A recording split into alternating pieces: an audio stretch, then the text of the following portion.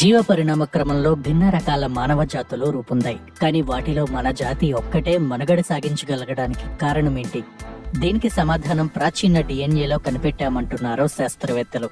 మన జాతి అంటే ఆధునిక మానవ జాతి ఎన్నోసార్లు చనిపోయిందని శిలాజ అవశేషాల అధ్యయనంలో తేలిందని వారు తెలిపారు. మనల్ని అంటే ఆధునిక మానవుల్ని మనం గొప్ప సక్సెస్ స్టోరీగా చెప్పుకుంటాం. మనది 50,000 ఏళ్ల కింద ఆఫ్రికా నుంచి బయలుదేరి ప్రపంచమంతటా విస్తరించిన జాతిగా అన్ని రకాల వాతావరణ పరిస్థితులను తట్టుకుని నిలబడ్డ అత్యంత విజయవంతమైన క్షీరద.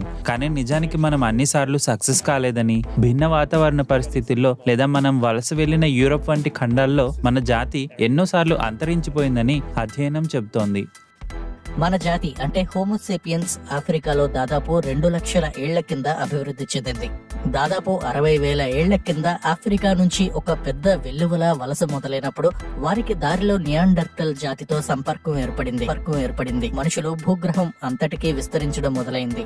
దాదాపు 48,000 ఏళ్ల కింద ఆఫ్రికా నుంచి బయలుదేరిన వారికి పశ్చిమాసియా, యూరోప్ ప్రాంతాల్లో నివసించిన నియాండర్టల్స్ కు మధ్య సంకరం జరిగిందని ఈ కొత్త పరిశోధన తెలిపింది. ఆ సంకర సంతానం మరిన్ని ప్రాంతాలకు వలస వెళ్లింది. రెండు జాతుల మధ్య సంకరం జరగటానికి ముందటి జాతులన్నీ అంతరించిపోయాయని శాస్త్రవేత్తలు కనుగొన్నారు.